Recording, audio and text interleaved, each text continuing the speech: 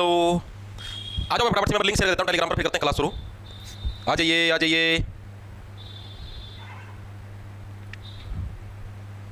बस 1 मिनट हो जाओ, मैं लिंक शेयर कर देता हूँ।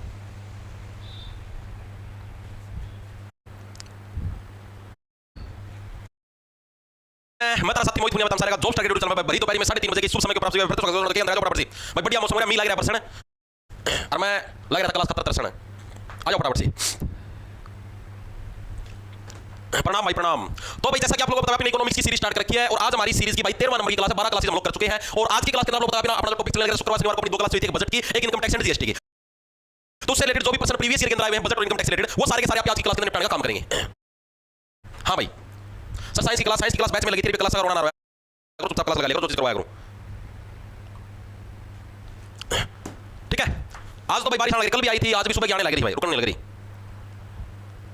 ओके तो देखो स्टार्ट करते हैं। पहले सारे प्रश्न आपको प्रीवियस ईयर के दिखाई देंगे, जो पिछले सालों के अंदर आए आप लोगों को पता भी लग जाएगा किस टाइप के प्रश्न एग्जामिनर पूछा है, ठीक है। स्टार्ट करते हैं। पहला प्रश्न को क्या भाई, the financial year in India start from 1 April and and on dash. जो हमारा वित्तीय वर्ष है वो तुम्हारा कब से 1 अप्रैल से स्टार्ट होता है, एंड कब होता है 31 मार्च को। अगला साल का जो 31 मार्च आता है उस तारीख को क्या तुम्हारा फाइनेंशियल ईयर एंड हो जाता है, कि समाप्त हो जाता है। ऑप्शन नंबर डी हमारे से करेक्ट हो जाए। एज इट इज तुम्हारा प्रीवियस ईयर के अंदर बिल्कुल आसान सा प्रश्न है, सारा का सारा तुमको थ्योरी के अंदर करवाया था, ठीक है जी। अगले प्रश्न की तरफ, अगला प्रश्न को क्या हमारा, in general deficit is considered as a dash concept. सामान्य घाटे को एक डैश अवधारणा माना जाता है। अच्छा प्रश्न को क्या समझाता हूं, जो तुम्हारा डिफिसिट है यानी कि जो तुम्हारा घाटा होता है, घाटे को कैसा कांसेप्ट माना गया है। दो टाइप के कांसेप्ट होते हैं, मैं आपको बताता हूं, एक स्टॉक होता है, एक फ्लो होता है, ठीक है। स्टॉक का मतलब जिसके डाटा के अंदर आपका कोई चेंज होता है, मतलब आज के लिए वो चीज फिक्स होगी, ठीक है। जैसे मान लिया मैंने एक रेस्टोरेंट खोल रखा है, तो रेस्टोरेंट के अंदर आज शाम को मैंने देखा मेरे पास पिज्जा बनाने वाले बेच थे 5, ठीक है। मेरे पास भाई सैंडविच बनाने के लिए ब्रेड थे 10 अवेलेबल, तो हो गया मेरा स्टॉक, ठीक है। और फ्लो किसको बोलेंगे, जिसके डाटा के अंदर निरंतर चेंज होता रहे। मान लिया कि आज मेरे रेस्टोरेंट में सेल करी 50,000 की, ठीक है, और कल मेरी सेल होगी 40,000 की, परसों 30,000 की, यानी डाटा के अंदर निरंतर घाटा आने लगा, वो एक फ्लो है, ठीक है। तो डेफिसिट हमारा क्या होता है, डेफिसिट को क्या माना जाता है, फ्लो माना जाता है, बहाव के रूप में इसको माना जाता है, हिंदी में बोलें तो बहाव, ठीक है। चीज समझ में आई या नहीं आई, as it is previous year के परसेंटेज तो सेम,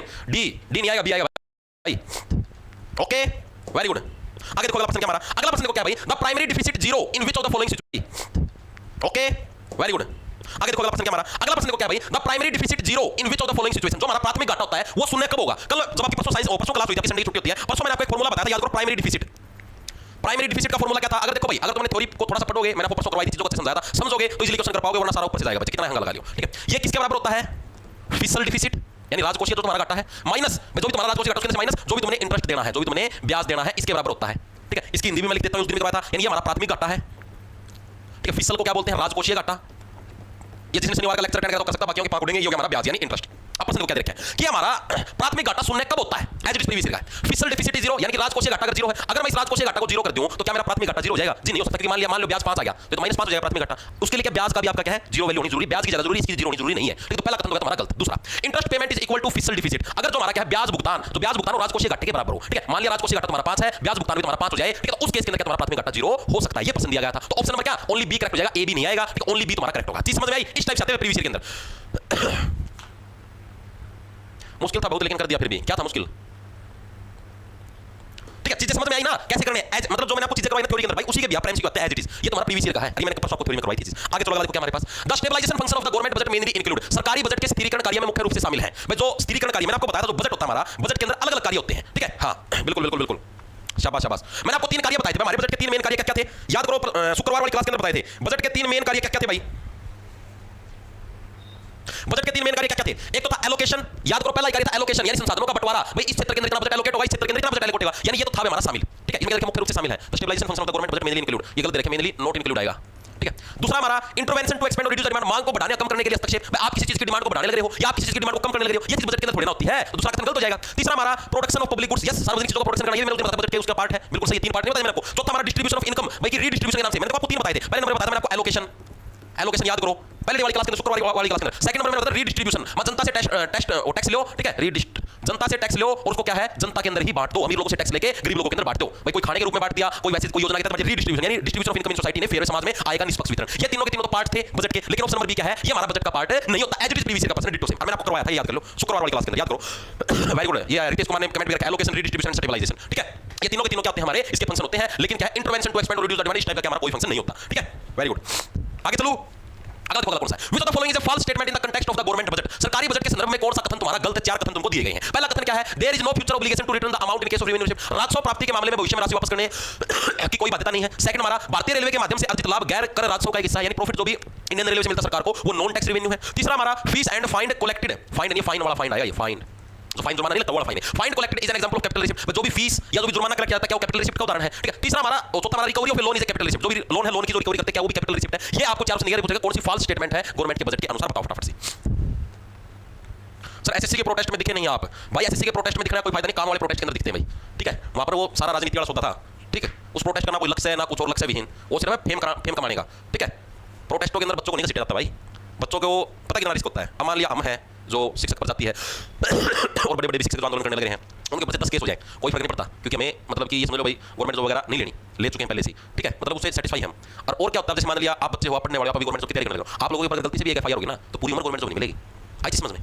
तो बच्चों को तो यार उधर मतलब बच्चे तो पता है कब वो किए जाते हैं प्रोटेस्ट के अंदर, तब किए जाते हैं जब अपने पास कोई और रास्ता ना बचाओ, ऊपर के लोग अपनी सुनवाई ना करते हो। अब जब पहले हुआ था ये प्रोटेस्ट आपको पता कुछ दिन पहले हुआ था, उस टाइम क्या हुआ था, सारे के सारे टीचर मिलकर गए थे, अंदर जाके बात हुई, सारा मामला रखा, चेयरमैन साहब भी आए एसएससी के, मीडिया के अंदर भी इंटरव्यू हुए, चेयरमैन साहब ने भी अपना बयान दिया, मतलब सारी चीजें हुई सेटल, अच्छे से सेटल। अब क्या था, अब बच्चों को सीटा गया, आओ बच्चों, मतलब भाई हर एक चीज का एक तरीका होता है। अब मान लिया एसएससी वाले अपनी ना सुनते, सरकार अपनी ना सुनती, कोई सुनवाई नहीं होने लगी, बाहर से हमको डंडे मार के भगाने लगे, तब बच्चों को इकट्ठा करके बुलाने का फायदा होता है कि हाँ भाई अब बच्चों का हमें मतलब कि सपोर्ट की जरूरत है, आप लोग भी साथ आओ, हम अकेले कुछ नहीं कर सकते, ठीक है। चीज आई समझ में, ये फालतू के रील बनाने के चस्के, फेमस होने के चस्के, ठीक है। कुछ नहीं, आप लोग बताओ यार, वो प्रोटेस्ट था, आंदोलन था, मतलब लक्ष्य क्या था आंदोलन का, मतलब यार पुलिस वाले भी उधर पूछने लग रहे थे, उधर वाईसीपी मैडम थी, वो भी पूछ रही थी कि आप मेरे को ये तो बता दो भाई करना क्या है, आप मेरे को बता दो, आप लोगों को कोई मांग है तो आप मेरे को लेटर पे लिख के दे दो, या आप लोग किससे मिलना चाहते हो, कोई सरकार के अधिकारी से, कोई एसएससी के चेयरमैन से, तो मेरे को बता दो, मैं आपको उनसे मिलवाती हूँ। लेकिन ये मतलब क्या मतलब लक्ष्य क्या इस चीज का, ये तो बता दो, कोई लक्ष्य नहीं है जी, ठीक है।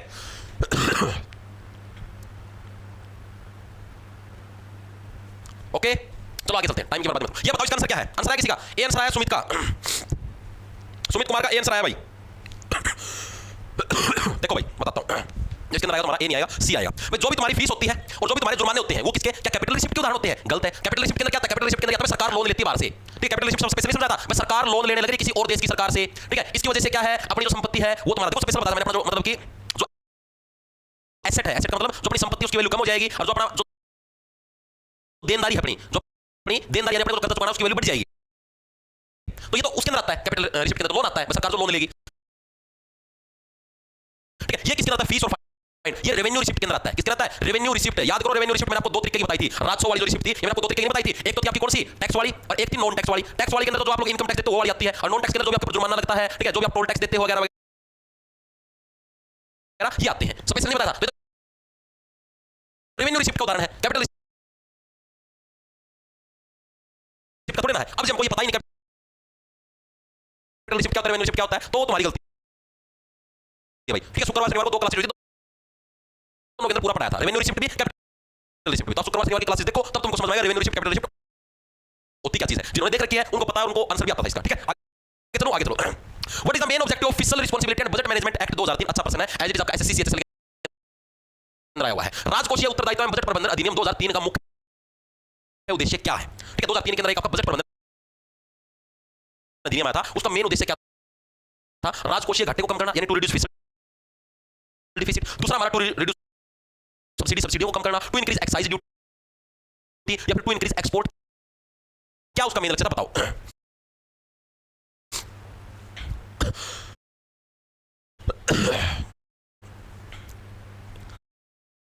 बताओ भाई क्या इसका तुम्हारा मेन लक्ष्य था जो 2003 के अंदर आया था। शाबाश शाबाश, बहुत सारे बच्चों का सही भाई, वेरी गुड। ए आया है सबका, बिल्कुल बिल्कुल सही है हमारा। टू रिड्यूस फिस्कल डिफिसिट, यानी जो हमारा राजकोषीय घाटा है उसको कम करना। राजकोषीय घाटा कम कैसे होगा कि भाई आप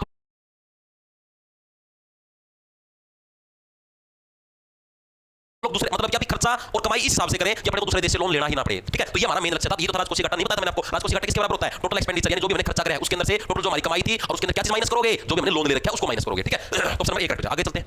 गवर्नमेंट बजट, ये भी देखो इस टाइप का प्रश्न है। Government budget show A primary deficit of 6900 crore, the revenue expenditure on interest payment is 400 crore, fiscal deficit किसके बराबर होगी, देखो कितना अच्छा प्रश्न है। क्या दे रखा है, प्राइमरी डिफिसिट, यानी जो प्राथमिक घाटा है वो दे रखा है तुमको। प्राथमिक घाटा किसके बराबर होता है, रेवेन्यू डिफिसिट माइनस किसके बराबर, जो भी तुमने लोन ले रखा है उसके बराबर, लोन यानी डेब्ट, ठीक है। ये बताया मैंने आपको अभी थोड़ी देर पहले बताया, परसों वाली क्लास के अंदर बताया। तो प्राथमिक घाटा कितना दे रखा है तुमको, 6900 करोड़, लिख दो 6900 करोड़।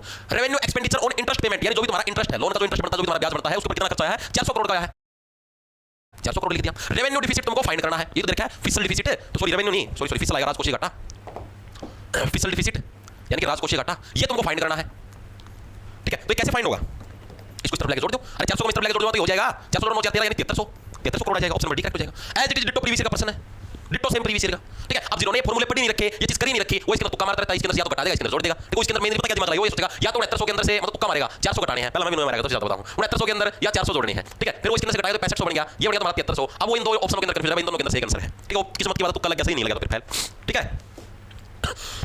Very good. हाँ भाई D4 है डांसिंग लेडी। आगे चलते हैं। रिकवरी ऑफ लोन, हमें किसी व्यक्ति से लोन की रिकवरी करने लग रहे हैं, and advance borrowing are an example of. ऋण वसूली और अग्रिम उधार लेना डैश का उदाहरण है, किसी का उदाहरण बताओ। देखो ध्यान से देखो, ऋण वसूली अग्रिम उधार लेना, आप पहले से ही किसी से पैसे उधार लेने लग रहे हो। मैंने क्या बताया था, अगर सरकार किसी से पैसे उधार लेती है तो क्या हो जाता है, तुम्हारी जो एसेट है उसकी वैल्यू यानी तुम्हारी संपत्ति की वैल्यू कम होगी, ठीक है, और तुम्हारी देनदारी वो क्या है, बढ़ गई, ठीक है। तो देनदारी बढ़ी तो किसका फैक्टर था, ये तुम्हारा कैपिटल रिसिप्ट का फैक्टर था या नहीं था, था ना, ठीक है। तो लगा दो फिर, मुंह देखने क्या लगेगा, कैपिटल रिसिप्ट आ जाएगा, बी शाबाश, वेरी गुड, बिल्कुल सही है। सर दोबारा बताना एक बार सरकारी बजट। आरती ठाकुर भाई शनिवार और शुक्रवार को 2 क्लास हुई थी, वो देख लो, इतना समय नहीं है कि जो चीज पढ़ा उसको बार बार पढ़ाएं, ठीक है, क्योंकि सिलेबस भी पूरा करवाना है और बहुत सारे साथियों को और भी चीजें लिखनी होती है, रिवीजन में मारनी है फिर इसकी। सर साइंस की क्लास क्यों नहीं लेते, बैच के अंदर होती है भाई, ठीक है। स्कूल, चलो आगे चलते हैं। अगला देखो, अगला कौन सा हमारे पास, what is the basic difference in the aggregate at market price and factor cost. बाजार मूल्य और कारगर लागत, पिछले वाला उसका आ गया, गलत आ गया। तो आगे चलो। Dash is defined as excess of total expenditure over total receipt excluding borrowing during a physical year. अच्छा पर्सन, देखो क्या दे रखा है, defined as excess of total expenditure, हमारा टोटल खर्चा बढ़ गया, ओवर टोटल रिसिप्ट जितनी हमारी कमाई थी, रिसिप्ट का मतलब जो भी तुम्हारी कमाई थी, कमाई के ऊपर तुम्हारा एक्सपेंडिचर यानी कि खर्चा बढ़ गया, ठीक है। उस खर्चे के मतलब ये तो कमाई बढ़ी, इसके तुमने एक्सक्लूडिंग तुमने निकाल दिया, क्या निकाला, जो भी तुमने पैसा उधार लिया था ड्यूरिंग ए फिजिकल ईयर, तो इसको क्या बोलेंगे, ये पर्सन आपसे पूछेगा, बताओ फटाफट से। फिसल, वेरी गुड, सबका बिल्कुल आपका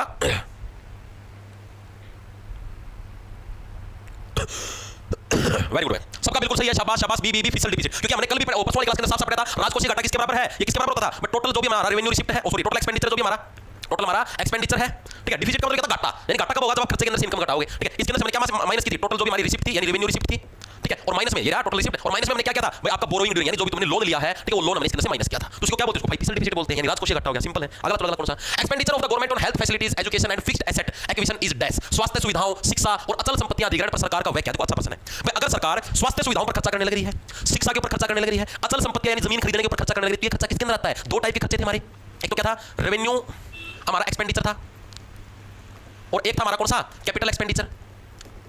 रेवेन्यू एक्सपेंडिचर तो कहां पर यूज होता है, रेवेन्यू एक्सपेंडिचर तो यूज होता है सैलरी देने के लिए, कर्मचारियों की सैलरी दे दी, पेंशन दे दी, ठीक है, इसके अंदर यूज होता है। कैपिटल एक्सपेंडिचर, कैपिटल का मतलब हो गया तुम संपत्ति और जितने लगे करने, यानी तुमने अचल संपत्ति ले ली, ठीक है, जन स्वास्थ्य सुविधा दी, हॉस्पिटल खोल दिया, शिक्षा के लिए तुमने स्कूल बना दिए, तो इस सब के लिए तुम खर्चा करते हो, तो किसके अंदर आता है, वो सारा तुम्हारा कैपिटल एक्सपेंडिचर के अंदर आता है, यानी कि ऑप्शन नंबर सी हमारा करेक्ट हो जाएगा, पूंजीगत व्यय के अंदर आता है, ठीक है। ये चीजें तुम्हारे अगर तुमने शुक्रवार शनिवार की क्लासेस लगाई होंगी तो इजीली कर सकते हो, वरना नहीं कर पाओगे भाई।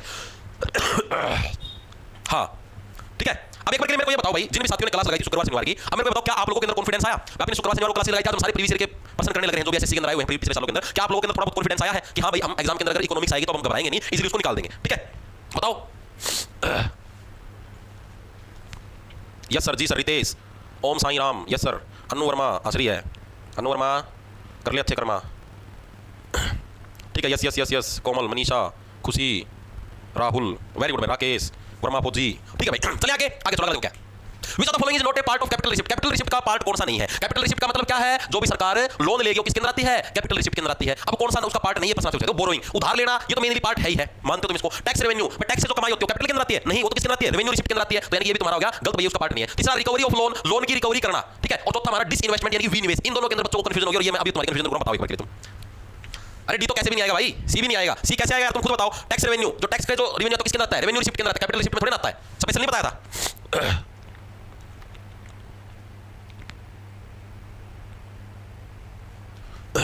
सर आप क्वेश्चन उल्टा पढ़ रहे हो, क्वेश्चन उल्टा, अच्छा, note A part of capital, सही है भाई, फिर तो सी ही आएगा, सी ही आएगा भाई, ठीक है। मैंने सोचा पार्ट पूछ रखा है इसका, ठीक है। देखो कैसे मैं आपको बताता हूं, कैपिटल रिसिप्ट का मतलब क्या होता है, जो भी सरकार लोन लेती है, मैंने बताया, ठीक है। अब देखो टैक्स रेवेन्यू, टैक्स जो रेवेन्यू आता है तो रेवेन्यू रिसिप्ट का पार्ट है ना, इसके अंदर पूछ ही रखा था कि कौन सा इसका पार्ट नहीं है।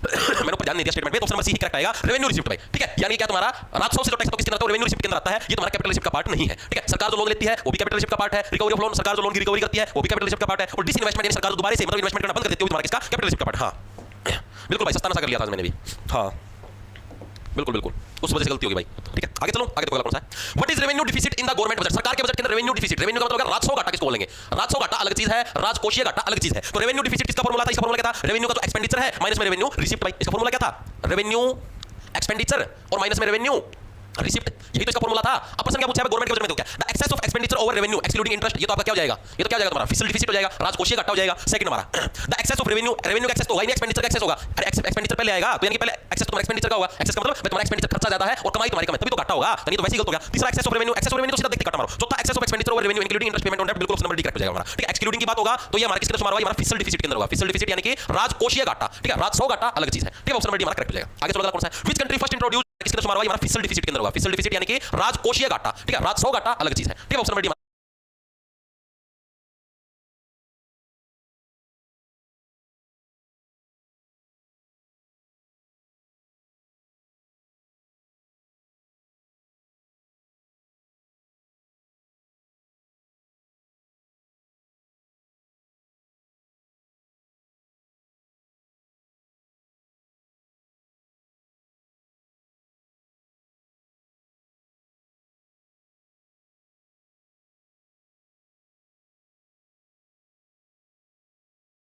करेक्ट हो जाएगा। आगे चलो अगला कौन सा है, व्हिच कंट्री फर्स्ट इंट्रोड्यूस, किसके अंदर शुमार होगा, हमारा फिस्कल डिफिसिट के अंदर होगा। फिस्कल डिफिसिट यानी कि राजकोषीय घाटा। ठीक है, राजस्व घाटा अलग चीज है। ठीक है, ऑप्शन नंबर डी हमारा करेक्ट हो जाएगा। आगे चलो अगला कौन सा है, which country first introduced zero based budgeting, यानी कि किस देश ने सर्वप्रथम शून्य आधारित बजट प्रणाली शुरू करी, बताओ कौन सा देश ने करी थी। डी है, डी है, डी है, हाँ शाबाश शाबाश, बताओ भाई।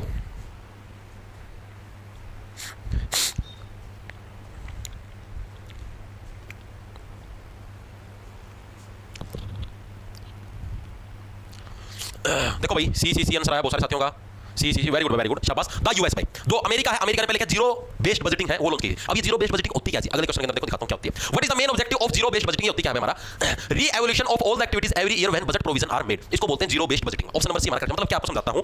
अमेरिका देश है जो, उसने सबसे पहले क्या, अमेरिका देश सिद्धांत लेके आया, वो क्या बोला कि जब भी हम नया बजट बनाएंगे तो उससे पहले क्या है, उसे मतलब नया बजट बनाने के 4-5 दिन पहले हम लोग जो हमारा पिछले साल का बजट था ना, उसको पूरे को री-एवोल्यूट करेंगे। री-एवोल्यूट का मतलब उसको दोबारा से उसके एक-एक चीज को देखेंगे, हमने कहां पर किस सेक्टर के अंदर कितना बजट, कितना पैसा डाला था, उससे हमारी कितनी कमाई हुई है, उस सेक्टर का कितना विकास हुआ है। ठीक है, इस चीज को मतलब चेक करेंगे, और ये जो मतलब चेक करने की प्रक्रिया है इसका नाम रखा गया जीरो बेस्ड बजटिंग। चीजें समझ में आई, जीरो बेस्ड बजटिंग क्या है, ये मैंने आपको थ्योरी में करवाना मैं भूल गया था। ठीक है, तो इस चीज को आप लोग अलग से कॉपी के अंदर नोट करेंगे। जीरो बेस्ड बजटिंग क्या है, re-evaluation of all the activities every year when budget provision are made, यानी जब भी अगला बजट तैयार होगा तो उससे पहले पुराने वाले बजट के जो भी हमारे मतलब कि प्रोविजन थे, जो भी हमने देखा क्या कमियां थी, क्या खूबियां थी, उनको दोबारा से री-एवोल्यूट करना। ठीक है, इसको अलग से कॉपी में नोट कर लेना, मैं आपको थ्योरी में करवाना भूल गया इस चीज को। ठीक है, हां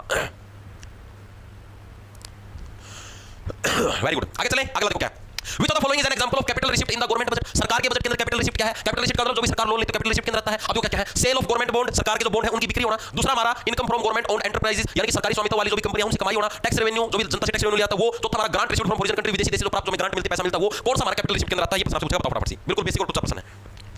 तनसु आया है ए, जद्दू का भी ए, शाबाश शाबाश शाबाश शाबाश भाई, बहुत सही है, बहुत सही है।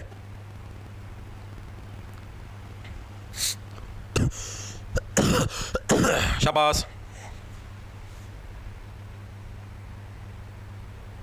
ए वेरी गुड भाई। तो option number A market sale of government bond, सरकार के जो बॉन्ड होते हैं उनकी अगर बिक्री हो जाती है तो उसके अंदर क्या, इसको बोलेंगे कैपिटल रिसिप्ट। कैपिटल रिसिप्ट कैसे, सरकार के बॉन्ड मतलब सरकार ने अपने बॉन्ड है उनको गिरवी रख दिया भाई, उनको क्या है गिरवी रख दिया, और गिरवी रख के क्या है उसे लोन ले लिया। ठीक है, उसको तो कैपिटल रिसिप्ट बोलते हैं, यानी अपने बॉन्ड है, बॉन्ड मतलब बॉन्ड अपने शेयर, ठीक है, अपनी जो हिस्सेदारी है उसको गिरवी रख दिया सरकार ने, उसके बदले में लोन ले लिया। ठीक है, यानी कि तो सरकार के बॉन्ड तो बिक गए, उसके बदले पैसा उधार ले लिया, तो उसको कैपिटल रिसिप्ट बोलते हैं। ठीक है, तो ऑप्शन नंबर ए हमारा करेक्ट हो जाएगा। अगला देखो कौन सा है, what is the budget deficit, budget घाटा क्या है, बजट घाटा क्या चीज, ये प्रश्न आपसे पूछा गया। क्या है, पहला excess of government revenue over expenditure, सरकार की कमाई ज्यादा है और खर्चा कम है, तो इससे घाटा थोड़े ना, वैसे तो प्रॉफिट होगा। पहला गलत। दूसरा amount of money allocated for defence, ये तो बिलोंग नहीं करता। Amount of money allocated social welfare, excess government expenditure, government का खर्चा ज्यादा है, ओवर रेवेन्यू यानी कमाई कम है, तो इसको तो बोलते हैं बजट का घाटा। ऑप्शन नंबर डी करेक्ट हो जाएगा, ये तो बजट का घाटा। एक्सेस गवर्नमेंट है तो इससे घाटा थोड़े ना, क्या है ए वेरी गुड भाई। तो option number A market sale of government bond, सरकार के जो बॉन्ड होते हैं उनकी अगर बिक्री हो जाती है तो उसके अंदर क्या, इसको बोलेंगे कैपिटल रिसिप्ट। कैपिटल रिसिप्ट कैसे, सरकार के बॉन्ड का मतलब सरकार ने अपने बॉन्ड है उनको गिरवी रख दिया भाई, उनको क्या है गिरवी रख दिया, और गिरवी रख के क्या है उसे लोन ले लिया।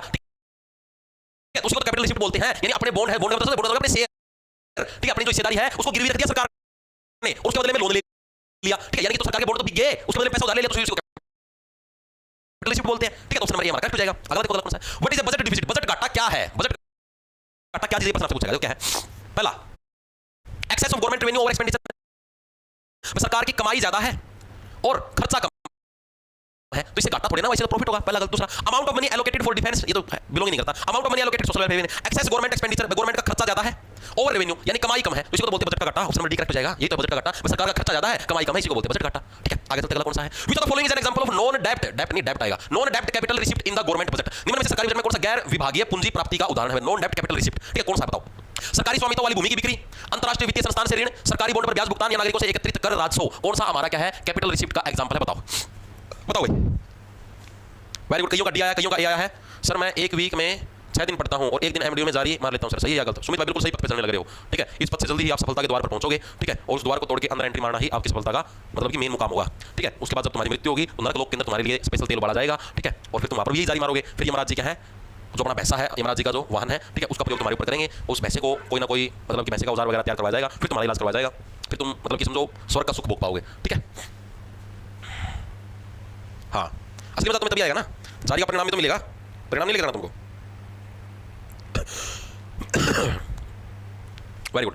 आंसर आया ए वेरी गुड, बिल्कुल सही तुम्हारा। Sale of government owned land, वाह बात है यार। कैपिटल रिसिप्ट का उदाहरण कौन सा है? यही तो है, सरकार की कोई चीज बिकने लगी। जैसे हमने एक उदाहरण नहीं देखा था, सरकार के बॉन्ड बिक गए थे तो भी कैपिटल रिसिप्ट है। अब सरकार की भूमि बिक गई, वो भी कैपिटल रिसिप्ट है भाई। सरकार ने धरती पे लोन ले लिया, पैसा ले लिया। ठीक है, आगे चलते हैं, कौन सा है? What do you mean by the balanced budget? Balanced budget कौन सा है? जिसके अंदर तुम्हारा प्रॉफिट और लॉस बराबर हो। मतलब कहने मतलब है जितना तुम्हारा खर्चा हो उतनी तुम्हारी कमाई हो। यानी expenditure not equal to revenue, गलत expenditure equal to revenue, option number B correct हो जाएगा। जितना तुम्हारा खर्चा है उतना ही तुम्हारा क्या है, राजस्व है, यानी कि तुम्हारी कमाई है। ठीक है, आगे चले। आगे कौन सा है? Which of the following item is not A part of the non plan revenue expenditure of the government budget? सरकार के बजट के अंदर सरकार के दो टाइप के बजट थे, एक प्लान एक नॉन प्लान। प्लान के अंदर सरकार जो भी योजनाओं के ऊपर खर्चा करने लगी प्लान है, सरकार ने प्लान किया था। नॉन प्लान के अंदर जो भी सरकारी कर्मचारी सैलरी देने लग रही है, ठीक है, वो उसका सरकार ने कोई प्लान नहीं किया। हर साल के बाद कितनी भर्ती आती है, ठीक है, उनकी सैलरी जाने सरकार ने प्लान किया था। ठीक है, तुम्हारी जो पेंशन आती है नॉन प्लान के अंदर आती है, बताइए आप लोगों को। अब तो क्या देखा है भाई, विच of the not a part of non plan? ठीक है, सैलरी पेंशन नॉन प्लान का हिस्सा है, सब्सिडी तुम्हारी प्लान का है, ऑप्शन बी करेक्ट हो जाएगा। ठीक है, सरकार ने सब्सिडी बनाई, प्लानिंग करी है, हम इस महिला को इतने रुपए की सब्सिडी देंगे, उस चीज को इतने रुपए की सब्सिडी देंगे, सिलेंडर पे इतनी सब्सिडी देंगे, यानी सरकार ने प्लानिंग करी, सब्सिडी इसी का है।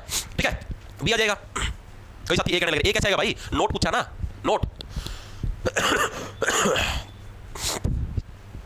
हाँ, note a non plan revenue, तो नॉन प्लान के अंदर ही तो आती है सैलरी पेंशन, तो नॉन प्लान के अंदर आती है भाई।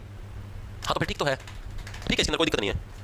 ठीक है ठीक है सर, ए है। अरे ए कैसे हुआ तुम ये तो बता दो यार। पूछा क्या, note A part of non plan, ये तो नॉन प्लान का पार्ट है, salary and pension non plan के अंदर आता है। करवाया तो आपको नॉन प्लान बजट करवाया नहीं था, प्लान और नॉन प्लान याद करो।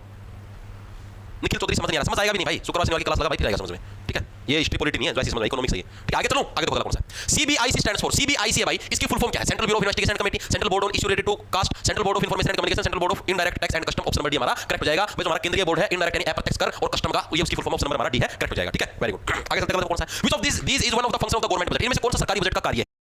सीबीआईसी स्टैंड्स फॉर, सीबीआईसी है भाई, इसकी फुल फॉर्म क्या है? Central bureau of investigation committee, central board on issue related to caste, central board of information and communication, central board of indirect tax and custom, option number D हमारा correct हो जाएगा। भाई हमारा केंद्रीय board है indirect यानी अप्रत्यक्ष कर और कस्टम का, ये उसकी फुल फॉर्म ऑप्शन नंबर हमारा डी है, करेक्ट हो जाएगा। ठीक है, वेरी गुड। आगे चलते हैं, कौन सा है? Which of this is one of the function of the government budget? इनमें से कौन सा सरकारी बजट का कार्य है? पहला कस्टम का, ये उसकी फुल फॉर्म ऑप्शन नंबर हमारा डी है, करेक्ट हो जाएगा। ठीक है, वेरी गुड। आगे चलते हैं, कौन सा है? Which of this is one of the function of the government budget? इनमें से कौन सा सरकारी बजट का कार्य है? पहला मैनेजमेंट ऑफ मनी सप्लाई, तो हमारा मनी सप्लाई उसकी मैनेजमेंट करना। दूसरा मेंटेनिंग स्ट्रिक्ट बजटरी बैलेंस, सख्त बजटीय संतुलन बनाए रखना। तीसरा redistribution of income and wealth. चौथा हमारा प्राइस फिक्सेशन। क्या चीज हमारा मतलब कि गवर्नमेंट बजट का फंक्शन होती है, बताओ। गवर्नमेंट बजट के 3 फंक्शन होते हैं, स्पेशल बताए थे। अगर भी गलत बताते हो तो भाई तुम्हारा कोई इलाज नहीं है। सरकारी बजट के 3 फंक्शन होते हैं, याद कर लो, स्पेशल बताए थे। और अगर अभी भी तुम गलत बताते हो तो भाई इसका कोई इलाज है नहीं भाई।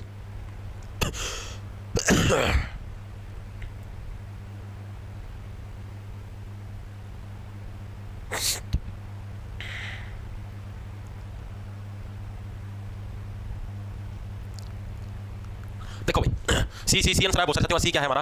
रीडिस्ट्रीब्यूशन। हाँ, ऑप्शन नंबर सी हमारा करेक्ट, बिल्कुल सबका सही है। देखो मैंने आपको स्पेशल बताया था, 3 थे, एक एलोकेशन और दूसरा क्या था हमारा? रीडिस्ट्रीब्यूशन। अभी बताया था थोड़ी देर पहले। ठीक है, बजट के हमारे क्या थे? 3 मेन कार्य थे, 3 मेन फंक्शन थे। ठीक है, उसके अंदर एलोकेशन था, रीडिस्ट्रीब्यूशन। रीडिस्ट्रीब्यूशन आ गया, बस यही इसका कार्य था। आगे तो लगा कौन सा है? Which of the following not included in operating surplus? Surplus का मतलब क्या है? मैंने आपको सरप्लस का बताया, जो चीज एक्स्ट्रा है, मतलब कि हमें जिसकी जरूरत नहीं है। ठीक है, तो इसके अंदर क्या चीज आती है? देखो रेंट तो सरकार को मिलता है, वो सरप्लस चीज नहीं है, उनके काम की है, ये कट जाएगा। ये देखिए ना, नॉट इंक्लूडेड। अच्छा, इंक्लूडेड होगा। प्रोफ गलत गया, प्रोफेसर आएगा, ये प्रोफेसर ये भी है। इंटरेस्ट ब्याज है, ये भी सरप्लस, यानी सरकार के ऊपर एक्स्ट्रा चार्ज है, हमारे प्रोफेसर काम करने लगे यार। अब बच्चे कम भी हो सकते हैं, यानी सरकार के ऊपर कैसे पैसा का बोझ बनने लग रहा है। रेंट है, ठीक है, सरकार के ऊपर कैसे, यानी एक्स्ट्रा में वेज इन कैश, जो कि कैश के अंदर सैलरी जाती है, सरकार के ऊपर एक्स्ट्रा बोझ पड़ना है। ठीक है, बजट एक्स्ट्रा बोझ पड़ना है, वो तो काम का ऑप्शन बड़ी कट जाएगा। तो ये देखा, not included in operating surplus. ठीक है, सरप्लस के अंदर चीजें नहीं आती। आगे चलें। When did the government of India bring the gender sensitivities of the budgetary allocation in statement for the first? Salary जाती है, सरकार के ऊपर एक्स्ट्रा बोझ पड़ना है। ठीक है, बजट एक्स्ट्रा बोझ पड़ना है, वो तो काम का ऑप्शन बड़ी कट जाएगा। तो ये देखा, not included in operating surplus. ठीक है, सरप्लस के अंदर चीजें नहीं आती। आगे चलें। When did the government of India bring the gender sensitivities of the budgetary allocation? Professor आएगा, ये प्रोफेसर ये भी है। इंटरेस्ट ब्याज है, ये भी सरप्लस, यानी सरकार के ऊपर एक्स्ट्रा चार्ज है, हमारे प्रोफेसर काम करने लगे यार। अब बच्चे कम भी हो सकते हैं, यानी सरकार के ऊपर कैसे पैसा का बोझ बनने लग रहा है। रेंट है, ठीक है, सरकार के ऊपर कैसे, यानी एक्स्ट्रा में वेज इन कैश, जो कि कैश के अंदर सैलरी जाती है, सरकार के ऊपर एक्स्ट्रा बोझ पड़ना है। ठीक है, बजट एक्स्ट्रा बोझ पड़ना है, वो तो काम का ऑप्शन बड़ी कट जाएगा। तो ये देखा, not included in operating surplus. ठीक है, सरप्लस के अंदर चीजें नहीं आती। आगे चलें। When did the government of India bring the gender sensitivities of the budgetary allocation in statement for the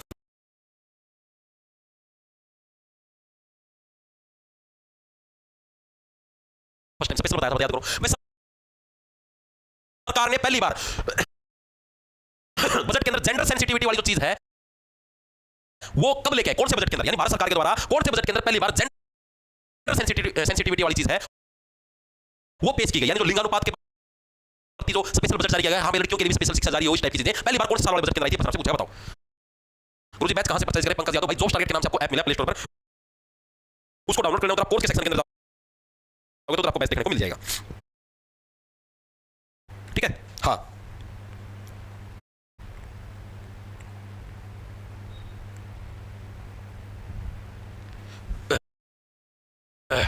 D answer आया भाई, वेरी गुड। डी देखो क्या 2005 से बिल्कुल सही है भाई, ठीक है। 2005 के अंदर क्या सरकार ने स्पेशल लड़कियों के लिए क्या है, मतलब जेंडर सेंसिटिविटी वाला बजट पेश करना, स्पेशल लड़कियों के लिए अलग बजट, लड़कों के लिए अलग, लड़कियों के लिए स्पेशल बस चला दी, लड़कियों के लिए स्पेशल वो कर दिया, फलाना कर दिया, फलाना कर दिया, 2005 के अंदर हुई थी, ठीक है। तो ये बात मैंने आपको थ्योरी के अंदर शायद नहीं करवाया था, ठीक है, अभी बता देता हूं, लिख लो इसको, कॉपी में आया हुआ प्रीवियस के अंदर। आगे देखो कौन सा है, in which union budget was India's first sovereign wealth fund aimed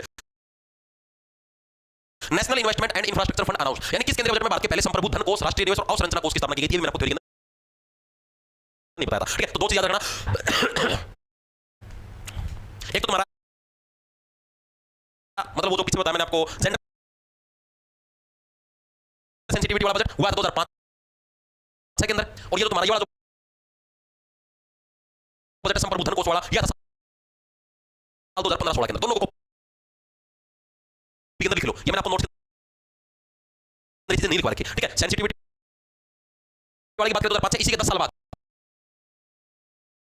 इसी के 10 साल बाद 2015-16 के अंदर तुम्हारा क्या आया, पहला फर्स्ट सोवरेन वेल्थ फंड ने national investment and infrastructure fund announce की घोषणा करी गई। इसके अंदर क्या था, धन कोष प्रधानमंत्री जी के द्वारा स्टार्ट किया गया था। इसके साथ जो भी मतलब कि आप लोग गरीबों के इलाज के लिए जो भी सरकारी योजनाएं चलाती हैं उनके लिए आप पैसे इस फंड के अंदर प्रदान में दे सकते हो, इसलिए चलाया था। ऑप्शन नंबर हमारा करेक्ट हो जाएगा। आगे चलते हैं, कौन सा dash expenditure and dash receipt are shown by government budget, सरकारी बजट के द्वारा डैश मतलब कैसा खर्चा दिखाया जाता है, एस्टिमेटेड खर्चा दिखाया जाता है, अंदाजा बताते हैं हम लोग इस साल के अंदर इतना खर्चा कर सकते हैं। दूसरा हमारा डैश प्राप्ति दर्शाई जाती है, एक्चुअल प्राप्ति भाई कमाई कर रहे हैं, एक्चुअल ना वो भी एस्टिमेटेड दिखाई जाती है, ठीक है। एक्चुअल गलत है, एस्टिमेटेड और estimated, option number D correct. भाई हमारा क्या है, एक अंदाजा लगता है, ठीक है भाई इतना हम लोग खर्चा कर सकते हैं इस साल में, और इतनी हमारी कमाई हो सकती है इस साल में, सरकार अपने बजट के अंदर ये चीजें शो करती है, ठीक है। ऑप्शन नंबर हमारा डी करेक्ट हो जाएगा। आगे चलते हैं, कौन सा है, which of the following is not an example of factor payment, factor payment का उदाहरण कौन सा नहीं है, ठीक है। नॉट एन एग्जांपल, इंटरेस्ट ब्याज है भाई, वेज यानी जो वेतन देने लगे बिल्कुल है, रेंट बिल्कुल है, लेकिन पेंशन तुम्हारा फैक्टर पेमेंट का ऐसा नहीं है। फैक्टर पेमेंट मतलब जो आपकी देनी कंपलसरी है, लेकिन फैक्टर पेंशन तो क्या है, जो रिटायर हो लिए ना कुछ काम करने लगे फिर भी उनको पेंशन, क्योंकि उन्होंने पहले सरकार की सर्विस दी, इसलिए उनको पेंशन देने लगे ताकि बुढ़ापे में गुजारा कर सके। ऑप्शन नंबर डी करेक्ट हो जाएगा। ये तो हमारी फैक्टर पेमेंट नहीं है। फैक्टर का मतलब है जो किसी रीजन की वजह से आप उसको देने लग रहे हो, ठीक है भाई। यहाँ पर आप रेंट देने लग रहे हो क्योंकि आप उसके रहने लग रहे हो, रीजन है, ठीक है। वेज यानी आप सैलरी देने लग रहे हो, अगला बंदा आपके पास काम करने लग रहा है, इंटरेस्ट आप ब्याज देने लग रहे हो क्योंकि आपने पैसे लोन पे ले रखे हैं, लेकिन यहाँ पर कुछ भी नहीं है, बस काम करो तो दे हो, इसलिए काम तो कौन करता है वर्तमान में, ठीक है। आगे चलो, कौन सा है, the collection of all bundles that the customer can buy with her income at the prevailing market price is called the, क्या प्रश्न रखा है भाई, एक व्यक्ति है उसकी जो भी कमाई है उसके साथ वो पूरा मतलब कि जो भी बंडल खरीद सकता है मार्केट प्राइस के ऊपर, उसको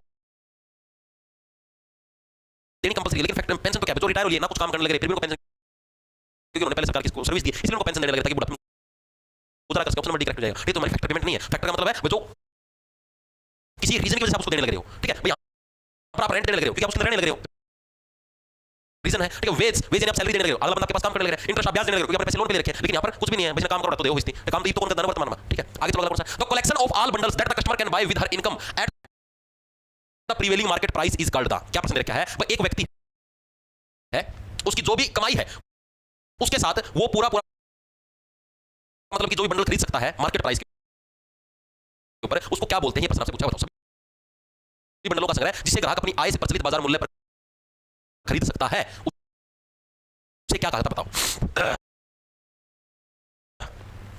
कितने क्वेश्चन रह गए सर? क्वेश्चन तो भाई 5-6 क्वेश्चन रह रहे हैं। सही क्वेश्चन के आने के कितने चांस है भाई? 100% चांस है। और एचएसएससी के अंदर तो भाई 200% है। हरियाणा पुलिस का पेपर में देखे 17% है।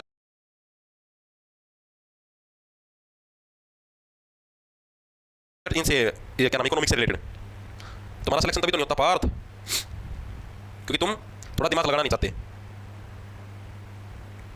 अगर थोड़ा दिमाग पे जोर दोगे ना, काम के अंदर जोर आता है भाई, ठीक है।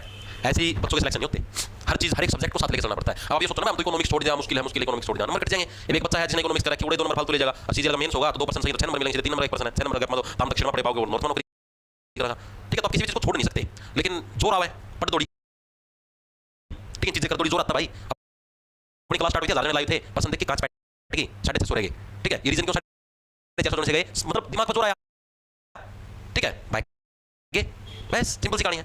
जो साथी क्या रह गया भाई, हाँ उस चीज समझने की कोशिश करें, अरे साथ कुछ मुश्किल भी कोई नहीं, 2 दिन तक स्पेशल शुक्रवार शनिवार क्लास लगाई है, सारी चीज समझाई है, इतना अच्छा क्लास देखिए, सच्ची समझ उसको समझ मारी है, वैसे भी तो बच्चे तो करने लग रहे हैं निरंतर, सही आंसर भी देने लग रहे हैं, इसलिए सिलेक्शन रेट कम है भाई। यही तो मैं बोलता तुमको भाई, जितनी आपको भीड़ दिखती है ना, 35 लाख फार्म भरे गए, ये फार्म सिर्फ भीड़ है, खिदवा है। जो ओरिजिनल पढ़ने वाले बच्चे हैं उसके से 1 लाख है, जो ओरिजिनल जेन्युइन अच्छे से मन लगा के पढ़ते हैं, हर एक सब्जेक्ट को साथ लेके चलते हैं, हर एक चीज को अच्छे से टाइम देते हैं और मन लगा के पढ़ते हैं, जिनका लक्ष्य भी है हमें नौकरी लगना है।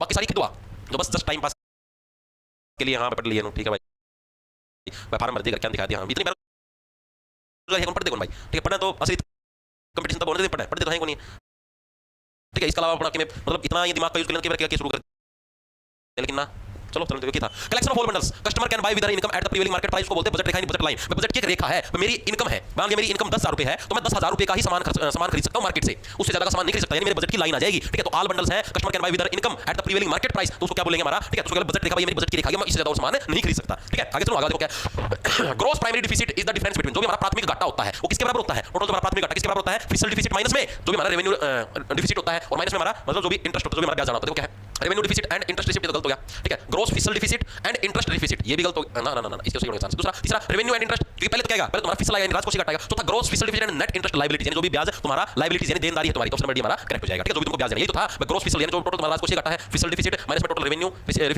इसी के अंदर से रेवेन्यू के अंदर से माइनस क्या करना था आपको, माइनस करना था जो भी इंटरेस्ट आपको देना है, ठीक है। ये तो फार्मूला उसका, ठीक है, वेरी गुड। अगला देखो कौन सा हमारे पास, which of the following is an example of capital receipt, capital receipt का उदाहरण कौन सा है, पहला जो है revenue from the sale of government asset, सरकार ने अपनी संपत्ति बेच दी, उससे तो कमाई होने लगी, यही तो capital receipt, option number correct हो जाएगा, ठीक है। आगे चलो, in which of the following situation does the government run a deficit budget, निम्नलिखित की स्थिति में सरकार घाटे का बजट चलाती है, कौन सी स्थिति होती है, when the government expenditure and revenue both are zero, ये तो गलत है, when the government expenditure exceed revenue, जब सरकारी व्यय राजस्व से अधिक हो, ठीक है, यानी सरकार का जो खर्चा है वो कमाई से ज्यादा, उस केस में क्या सरकार घाटे के अंदर आती है, ऑप्शन नंबर बी करेक्ट हो जाएगा। आगे चलते हैं, कौन सा है, which of the following is the best indicator of the borrowing of the government, सरकार में से निम्नलिखित में कौन सा सरकार की उधारी का सबसे अच्छा संकेत है, कौन सा है, रेवेन्यू डिफिसिट यानी जो तुम्हारा राजस्व घाटा है, उसका मतलब क्या है, सरकार ने उधारी ले रखी है, प्राइमरी यानी प्राथमिक घाटा, बैलेंस ऑफ पेमेंट या फिस्कल डिफिसिट, कौन सा, जो राजकोषीय घाटा है वो हमको दर्शाता है कि सरकार को क्या अभी भी पैसे देने हैं, ठीक है। यही तो है, सरकार को ने अभी भी उधार ले रखी है और उसको उधार को दिखाने लग रहा है, कौन सा, फिस्कल डिफिसिट, बताया नहीं था। फिस्कल के अंदर क्या हुआ, जो भी टोटल हमारा मतलब कि हाँ जो भी हमारा टोटल क्या है एक्सपेंडिचर है, उसके अंदर से माइनस रेवेन्यू और माइनस में हमारा नेट इंटरेस्ट जो भी हमें पेड करना है, ठीक है। आगे चलते हैं, which of the below mentioned element is not a way to finance the government deficit, नीचे लिखित में से कौन सा सरकारी घाटे के वित्त पोषण का तरीका नहीं है, ठीक है। जो सरकारी घाटा है उसको वित्त पोषण करने यानी उसको पैसा देने लगे, उसका तरीका नहीं है। पहला borrowing from domestic and international source, हम दूसरे जैसे मान लिया हमारी को घाटा होने लग रहा है, मान लिया हमारी कमाई 10,000 रुपए है, ये हमारी कमाई है और हमारा खर्चा 20,000 रुपए है, या तुम 15 लेके चलो, 15,000 रुपए तुम्हारा खर्चा है, तो ये जो मुझे 5,000 रुपए का जो घाटा होने लग रहा है, इस घाटे को सेटअप करने का कौन सा एक अच्छा तरीका नहीं है, ये प्रश्न आपसे पूछा है। पहला तरीका तो क्या है, आप लोग किसी दूसरे राज्य से या किसी दूसरे देश से पैसे उधार ले लो। दूसरा नॉन टैक्स रेवेन्यू, आप जनता के ऊपर नॉन टैक्स रेवेन्यू बढ़ा दो, भाई टोल टैक्स बढ़ा दिया, पेट्रोल पर टैक्स बढ़ा दिया। तीसरा हायर टैक्सेशन या इनकम टैक्स इतना बढ़ा दो। चौथा डिफिसिट फाइनेंसिंग यानी घाटे वाला हिसाब किताब कर लो। कौन सा इसका आपका एक अच्छा मतलब not a way to finance the government deficit, सरकार के घाटे को कम करने का एक अच्छा तरीका नहीं है, ठीक है, बताओ। बी आंसर है बहुत सारे साथियों का, वेरी गुड, शाबाश शाबाश शाबाश, बस पूरा ही होने वाला है, एक दो प्रश्न हो रहे हैं।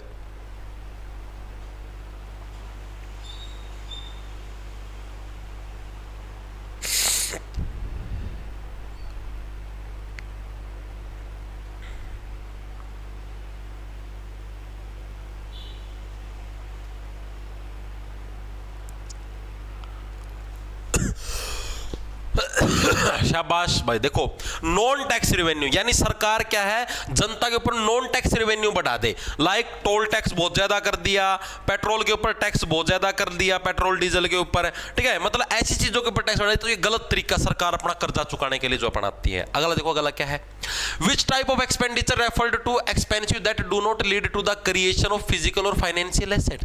किस प्रकार के व्यय को महंगा कहा जाता है जो भौतिक या वित्तीय परिसंपत्ति के सृजन की ओर नहीं लेके जाता।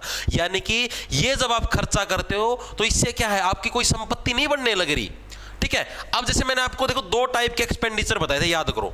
एक था आपका रेवेन्यू एक्सपेंडिचर, रेवेन्यू एक्सपेंडिचर, और एक था तुम्हारा कैपिटल एक्सपेंडिचर। कैपिटल एक्सपेंडिचर के अंदर क्या था, आप अपना देश है किसी और देश को लोन देने लग रहा था और उसके बदले में क्या है, एक सेकंड रुकना। हेलो नमस्कार जी। हाँ जी मैम, आ जाओ जी, अभी 5 मिनट में बस क्लास खत्म हो रही है, आ जाओ, इतने आप आओगे इतने हो जाएगी खत्म। ठीक है जी, ओके। देखो क्या है रेवेन्यू एक्सपेंडिचर और capital expenditure.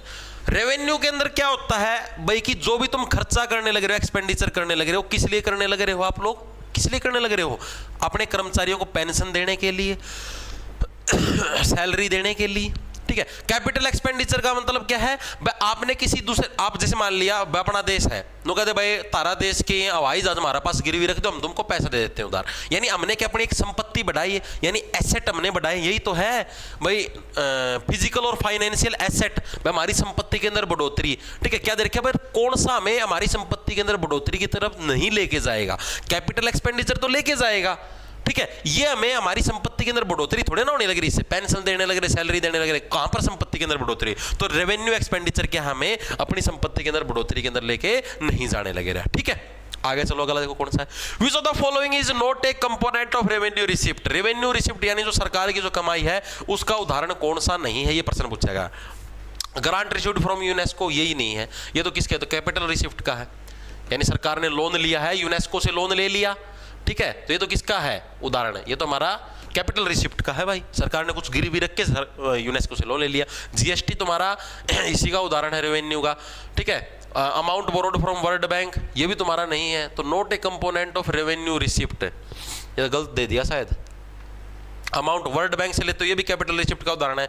Fees paid for the registration of property, property के रजिस्ट्रेशन के लिए जो तुम फीस देते हो ये कैपिटल एक्सपेंडिचर का उदाहरण है, ठीक है। तो ये कैसे दे दिया इन्होंने, नॉट ए कंपोनेंट, या तो ये आएगा component of revenue receipt. Revenue receipt का तो यहाँ पर एक ही है जीएसटी, जीएसटी, बाकी तो एक भी नहीं है रेवेन्यू रिसिप्ट का, या तो क्वेश्चन ही गलत है।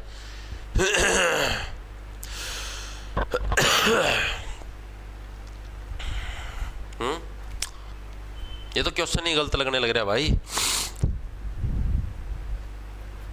ना ना ना ना, रुको रुको रुको रुको रुको, आप ही गलत पढ़ने लग रहे हैं भाई। देखो क्या चीज है, सही है ये क्वेश्चन भाई। ग्रांट रिसीव्ड, भाई यूनेस्को ने अपने को ग्रांट दे दी, पैसा दे दिया, लोन पे नहीं दिया उसने, उसने बोला कि तुम पैसा रखो, ठीक है। जैसे ये नहीं करते दान कर दिया हमारे देश के अंदर, दान क्या इन्होंने, लोन पे नहीं दिया, ठीक है। जीएसटी, जीएसटी तो हम लोग टैक्स लेते हैं, ये भी हमारा रेवेन्यू रिसिप्ट के अंदर आता है। अमाउंट बोरोड, देखो यहां पर डिफरेंस है, बोरोड का मतलब उधार लेना, यहां पर हमने उधार लिया है, ये पार्ट है किसका, कैपिटल रिसिप्ट का, ठीक है। ये हमारा क्या है, कैपिटल रिसिप्ट का पार्ट, तो ऑप्शन नंबर सी हमारा करेक्ट हो जाएगा। ये क्या है, ये रेवेन्यू रिसिप्ट का पार्ट नहीं है। फिर तो ये भी गलत हो गया, fees paid for the registration of property, ठीक है। इसके अंदर रेवेन्यू कहां से आया, ये तो कैपिटल एक्सपेंडिचर है, पता नहीं कैसे दे रखे, बाकी इसका सी आंसर आएगा, ठीक है। और इसके अंदर कुछ नहीं है, ठीक है भाई। आज के लिए बस इतना ही करते हैं भाई, ठीक है। 34 से 35 प्रश्न हमने किए हैं जो कि प्रीवियस ईयर के अंदर आए हुए हैं, ठीक है। इन प्रश्नों की पीडीएफ होगी, ये वीडियो होगी, ठीक है। और हैंडरिटन नोट्स आपको पता मिल ही चुके हैं इस पूरी क्लास के, वो आपको जो अपना ऐप है जॉब्स टारगेट के नाम से आपको प्ले स्टोर पर मिल जाएगा, उधर आप कोर्स के सेक्शन के अंदर जाओगे तो उधर आपको ये चीजें मिल जाएंगी भाई।